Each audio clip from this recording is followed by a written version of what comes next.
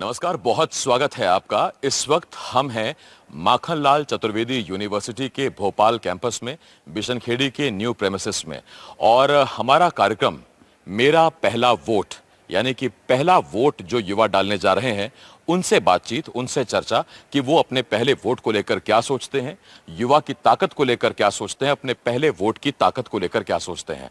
हमारे साथ अलग अलग विभागों के कई छात्र छात्राएं यहां बैठे हुए हैं। आज हम इनसे चर्चा करेंगे कि इस नई सरकार के बारे में, सरकार के काम के बारे में, और जो इनकी सोच है वो क्या सोचते हैं। तो हमारे साथ बहुत सारे बच्चे हैं, इनसे हम बात करेंगे। सबसे पहले नाम बताइए आप अपना। जी, मेरा नाम रिद्धिमा है। अच्छा रिद्धिमा, ये पहला वोट होगा आपका इस बार? जी, ये मेरा पहला वोट है। अच्छा, तो आप कितने एक्साइटेड हैं इस वोट को लेके? जी, बहुत एक्साइटेड हूँ, पहली बार जाऊंगी वोट देने, बहुत ज़्यादा एक्साइटमेंट है। कोई भी ये नहीं बताएगा कि कौन किसको वोट देने वाला है, ठीक है? वो बताना नहीं होता है। बस मैं ये पूछूंगा कौन अच्छा काम कर रहा है, कौन नहीं, बताना नहीं होता है, ठीक है? जो कि आप पहला वोट देने जा रहे हैं, और ये गोपनीय भी रखा जाता है, आपको पता है सबको। अच्छा, मुझे ये बताइए आप कि वोटिंग, लोकतंत्र क्यों जरूरी है देश के लिए? डेमोक्रेसी क्यों जरूरी है? ठीक है। अच्छा देखिए, डेमोक्रेसी इसलिए जरूरी है क्योंकि आपकी चुनी हुई सरकार ही आपके लिए काम करती है। तो मुझे ये बताइए कि एक युवा के तौर पे आप क्या चाहते हैं? एक युवा के तौर पे मैं ये चाहती हूँ कि हमारे इस भारत में एजुकेशन को ज़्यादा महत्व दी जाए, और ताकि इससे जो जॉब अपॉर्चुनिटीज़ हैं जो भी यूथ के लिए, वो ज़्यादा ओपन अप हो जाए, ताकि लोग यहाँ से, जैसे लोग बाहर चले जा रहे हैं, वो बाहर ना जाके वो भारत में ही रह के अपने आप को आगे बढ़ाएं, आगे मतलब इंडिया को ही आगे बढ़ाए, इंडिया को ही प्रोत्साहित करे। जी, तो मेरा ब्रेन ड्रेन की समस्या, जिसे हम कहते हैं ना पलायन यूथ का, उसको लेके पहले ही सवाल में ये बात आई है। बाकी और पूछते हैं। अपना नाम बताइए। मेरा नाम भूमि है। भूमि। जी। अच्छा भूमि, ये बताइए, आप बताना चाहेंगे कि देश में लोकतंत्र क्यों जरूरी है, क्यों जरूरी होता है लोकतंत्र?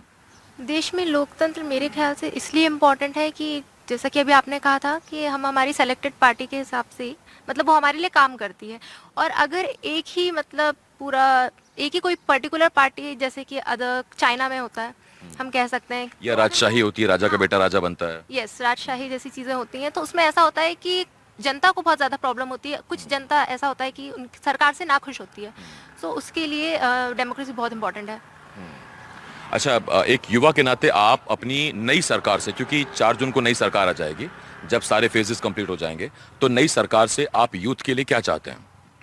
एज अ यूथ मैं ये चाहती हूँ कि सबसे पहले तो महिलाओं की सुरक्षा, जो हमारे देश में आज भी पता नहीं क्यों लेकिन बहुत इम्पॉर्टेंट है। सेकंड ये कि शिक्षा के क्षेत्र में और भी प्रोग्रेस, और सबसे ज़्यादा जॉब अपॉर्चुनिटीज़ जो इंडिया में बहुत कम है।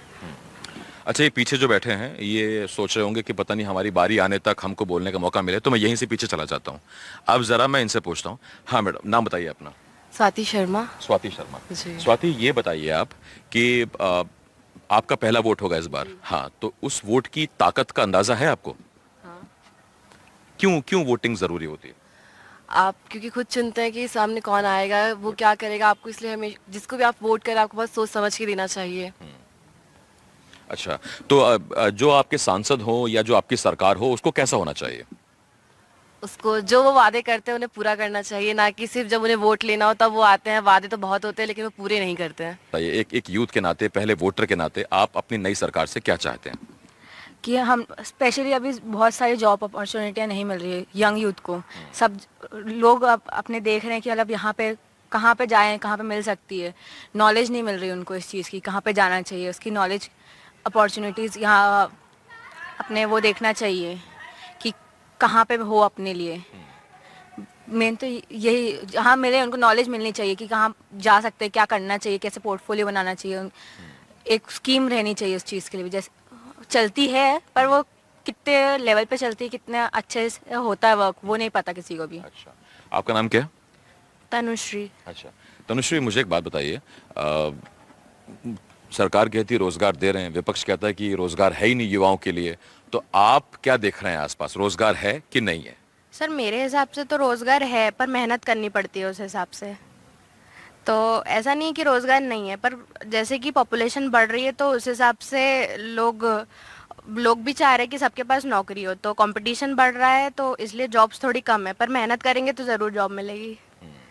कंपटीशन बढ़ रहा है। नाम क्या है आपका? प्रतीक राज। अच्छा प्रतीक, उतने रोजगार के मौके हैं जितने युवाओं के लिए होने चाहिए? नहीं, वो तो नहीं है, लेकिन युवाओं के पास ये एक अपॉर्चुनिटी है कि वो खुद के लिए रोजगार डेवलप कर सकते हैं, जो कि जिसके लिए इंडिया का मार्केट अभी बहुत ब्रॉड तरीके से खुल रहा है हमारे अभी रिसेंट के प्राइम मिनिस्टर के आने के बाद। मतलब स्टार्टअप्स करने चाहिए, दूसरों को रोजगार देना चाहिए। अच्छा, एक बहुत बड़ा मुद्दा महंगाई का होता है, तो नाम बताइए अपना। आर्यन। आर्यन। आर्यन, आपको लगता है कि महंगाई बहुत बड़ा मुद्दा इस चुनाव में होगा? हाँ, मुझे लगता है कि होगा इस चुनाव में महंगाई, क्योंकि अभी थोड़ी महंगाई ज़्यादा हो गई है इसकी वजह से। किन किन चीज़ों में, जैसा आपको लगता है? जैसे ऑयल में, ये सब पेट्रोलियम और बाकी चीज़ें। हाँ, बाकी। अच्छा, आपका नाम क्या है? अनुज सिंह। अनुज सिंह। अच्छा अनुज, मैं आपसे दूसरा सवाल पूछता हूँ कि एक तरफ सरकारी नौकरी का लालच, मोह, आप उसे कुछ भी कह सकते हैं, और दूसरी तरफ स्टार्टअप, तो युवा क्यों अभी भी सर्विसेज की तरफ भाग रहा है? वो सरकारी नौकरी की तरफ भाग रहा है, वो स्टार्टअप करने की हिम्मत नहीं करता?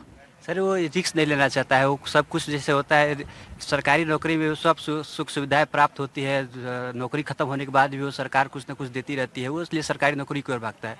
स्टार्टअप मान लीजिए आप स्टार्टअप किए, वो चला तो ठीक, नहीं चला तो फिर वैसे जीरो से उसको स्टार्ट करना पड़ता है, इसलिए वो सरकारी सर्विसेज की ओर ज़्यादा ध्यान देता है और कंपटीशन इसलिए बढ़ता जा रहा है। अच्छा, एक योजना आई अग्निवीर, कुछ लोग उसको अच्छा बताते हैं, कुछ लोग उसका विरोध करते हैं। कुछ बच्चे बैठे हुए हैं, जरा उनसे बात करते हैं। मुझे बताइए, अग्निवीर जो योजना आई जिसमें वो 4 साल वाला जो हो रहा था, उसमें विपक्ष कह रहा था कि ये क्या बात हुई, सेना तो परमानेंट होनी चाहिए। सरकार कहती कि नहीं, ये तो बाहर के देशों में ट्रेंड भी है। तो एक युवा के नाते हो सकता है कि आप में से कुछ लोग सर्विसेज ज्वाइन करें, तो आपको ये ठीक लग रही योजना है कि इसमें कुछ गड़बड़ लगता है आपको?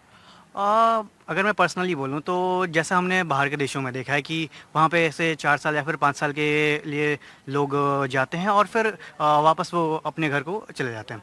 इंडिया में अगर मैं कहना चाहूँ कि ये एक्सपेरिमेंट फ्रॉम माय पर्सपेक्टिव ये एक सही भी है, क्योंकि जो युवा हमारे जाते हैं, जो एज हम कहते हैं कि जो युवा हैं वो काफ़ी ज़्यादा फुर्तीले होते हैं और काम करते हैं, और जो बॉर्डर पे हमें जैसे जो पर्सन चाहिए जो ज़्यादा फुर्तीले हो सकें, जो अच्छे से काम कर सकें और सही तरीके से वो रक्षा करने में हमारे लिए वो सक्षम, तो इस हिसाब से मैं ऑन माय पर्सपेक्टिव ये सही रहा है। ये मतलब आप कह रहे हैं कि एफिशिएंसी पूरी चाहिए, ताकत चाहिए, जोश चाहिए, और वो जैसे जैसे नई नई खेप आती रहेगी वो जोश बना रहेगा। अच्छा, नाम क्या है आपका? सर ओमकार अवस्थी। ओमकार। ओमकार, मुझे ये बताइए आप कि एक मुद्दा राम मंदिर, बहुत उस पे अभी बीजेपी कांग्रेस हो रहा है उस पे, तो यूथ को कितना फर्क पड़ता है राम मंदिर एक चुनावी मुद्दे के तौर पे? या आपको लगता है कि उससे ज्यादा कई और मुद्दे हैं जिन पर बात होनी चाहिए, या आपको लगता है कि नहीं, राम मंदिर सबसे बड़ा मुद्दा है? नहीं, राम मंदिर हमारा आस्था का केंद्र है और बहुत अच्छी बात है कि रामलला हमारे मंदिर में विराजे इस बार, और एक अच्छा विषय था कि हाई कोर्ट ने उसमें काम किया और राम मंदिर बना। लेकिन सिर्फ वही मुद्दा नहीं है, बहुत सारे मुद्दे ऐसे हैं देश में जो जिन पे काम होना चाहिए, चाहे वो शिक्षा का मुद्दा हो, चाहे वो रोजगारी का मुद्दा हो। अगर बेरोजगारी का हम वो देखें तो मोदी सरकार ने वादा किया था कि वो हर वर्ष 2 करोड़ युवाओं को नौकरी देंगे, उन्हें नहीं दी। कांग्रेस ने वादा किया कि अगर उनकी सरकार आती है तो वो 30 लाख सरकारी पदों को भरेंगे, मुझे ये भी नहीं लगता कि वो भर पाएंगे। सिर्फ दावे और वादे करते हैं, उनको पूरे नहीं करते। समस्या यहाँ पर है, हमारे विश्वविद्यालय के सामने एक रोड है, कच्चा खराब रोड है, उसको नहीं बना पा रहे हैं। गाँव देखें तो गाँव की जो हालत है अभी भी खराब है, वहाँ रोड नहीं डालते हैं, लाइट नहीं आती है, समस्या है, वादे करते हैं, पूरा नहीं करते हैं। अच्छा, भोपाल से कौन कौन है? हाथ खड़े कीजिए एक बार। सारे तो भोपाल से ही हैं, ठीक है। आप कूद के आए हैं आगे, मैंने देखा अभी, तो आप ही बताओ फिर भोपाल की क्या क्या समस्या है, बताइए। नाम बताइए पहले तो। अमन पठान। अमन पठान। अच्छा, अमन पठान, ये बताइए कि अमन कैसे आएगा, शांति कैसे आएगी देश में? शांति मोहब्बत से आएगी, कांग्रेस से आएगी। अच्छा, तो ये की जो विचारधारा है उससे कभी शांति तो नहीं आ सकती। अच्छा, नहीं, मैं आपसे पूछा था भोपाल के मुद्दे क्या है? भोपाल के मुद्दे, भोपाल में आपको क्या लगता है, क्या दिक्कत है जिनकी वजह से जो ठीक होनी चाहिए, जिनका सोल्यूशन होना चाहिए? सर पहले तो रोजगार, जो कि नहीं है, बाकी कई चीज़ें हैं सर। अच्छा। रोजगार वगैरह तो बिल्कुल ही नहीं है। आपका नाम क्या? मेरा नाम संजय मिश्रा है। अच्छा संजय, आपको क्या लगता है भोपाल के क्या मुद्दे हैं? देखिए, सिर्फ भोपाल के मुद्दों से काम नहीं चलेगा जब तक हम प्रदेश के, क्योंकि हम मध्य प्रदेश वासी हैं और मुझे लगता है कि यहाँ पे जितने बैठे हैं सभी यूथ हैं और पढ़ाई करने वाले हैं। तो जो देश का और हमारे मध्य प्रदेश का सबसे बड़ा मुद्दा है वो है रोजगार का। और सरकारें जो है कोई भी रही हो, वर्तमान में जो है वो मूल मुद्दों से भटकाने की राजनीति करती आ रही हैं। जो हमारे मूल मुद्दे क्या हैं कि कोई युवा है वो पढ़ लिख रहा है तो जो भी डिपार्टमेंट की पढ़ाई कर रहा है, जो भी पढ़ रहा है, उसके बाद वो कहाँ उसको रोजगार मिलेगा, इस विषय पर कोई चर्चा नहीं होती। हजारों लाखों ऐसी पोस्ट हैं मध्य प्रदेश में जो वर्षों से खाली पड़ी हुई हैं। ये सरकार की पॉलिसी है, ये पॉलिसी है कि एक तो गिनी चुनी भर्तियां निकलती हैं और उन भर्तियों का पेपर लीक करवा के किस तरीके से उसको केस में उलझा दिया पेपर लीक हो जाता है कि करवाया जाता है? करवाया जाता है, पेपर लीक होता नहीं है। अब आप बताओ कि जिस पटवारी चयन अभी भर्ती हुई थी, जिस व्यक्ति को ये नहीं पता है कि मध्य प्रदेश और देश की राजधानी क्या है, वो लड़की टॉप कर रही है। तो ये होना चाहिए अपने अधिकारों के प्रति। हाँ, नाम बताइए अपना। अश्विन निरापुरे। अश्विन, ये बताइए कि देश का युवा क्या उतना जागरूक है जितना होना चाहिए अपने अधिकारों के लिए, रोजगार के लिए, मुद्दों के लिए, या वो बस वो अपना सोशल मीडिया पे लाइक डिसलाइक उसने ब्लॉक कर दिया, ये कर दिया, वो तनाव में उसके? सर, कई लोग हैं, कई लोग नहीं हैं, कई लोग सोशल मीडिया के द्वारा अपनी लाइफ बना रहे हैं, कई पढ़ के बना रहे हैं, तो उनके ऊपर डिपेंड है वो करना क्या चाह रहे हैं। कई ऐसे टाइम पास करते रहते हैं, कई अपना मतलब पढ़ाई में ध्यान देते हैं, कुछ बनते हैं, तो उस चीज़ के लिए तो रोजगार है नहीं भी है, अपने ऊपर डिपेंड है तुम क्या कर रहे हो। बहुत देसी और रॉ सोच है। अच्छा है, ये अच्छा है, इसमें कोई बनावट नहीं है। पीछे अब जरा चलते हैं, वहाँ इंतजार कर रहे हैं। हाँ, नाम बताइए अपना। विशाल साहू। विशाल। अच्छा विशाल, आपसे ना एक बात पूछनी है। एक बहुत विशाल समस्या जो देश की है, वो कुछ कहते हैं महंगाई है, कुछ कहते हैं बेरोजगारी है, कुछ कहते हैं कि माहौल बड़ा वैसा हो गया है, कोई इधर पसंद नहीं कर रहा, कोई इधर पसंद नहीं कर रहा। मैं आपसे पूछूं कि सबसे बड़ा मुद्दा विशाल की नज़र में क्या है, तो क्या है? मेरी नज़र में भी रोजगार जो है वही सबसे बड़ा मुद्दा है, क्योंकि आज के समय में रोजगार नहीं मिल रहा है युवाओं को, जो उनके लिए बहुत ज़रूरी है। अगर रोजगार नहीं मिलेगा तो आगे उनके लिए दिक्कत आएगी। ये मेरे लिए सबसे बड़ा मुद्दा है, रोजगार। अच्छा, स्टार्टअप करना चाहिए या नौकरी की तरफ बढ़ना चाहिए? जैसे मैं तो शायद करती है, जैसे सरकार वादा करती है हर साल की आपको नौकरी देंगे, अगर युवा बेरोजगार भटकेंगे, नौकरी नहीं देंगे, तो वो अपने एक स्टार्टअप ही खोलेंगे। अगर उनको अच्छी नौकरी मिल जाती है और नौकरी मिल जाती है तो वो नौकरी करेंगे, अगर नहीं मिलती है तो वो अपने खुद का स्टार्टअप खोलेंगे।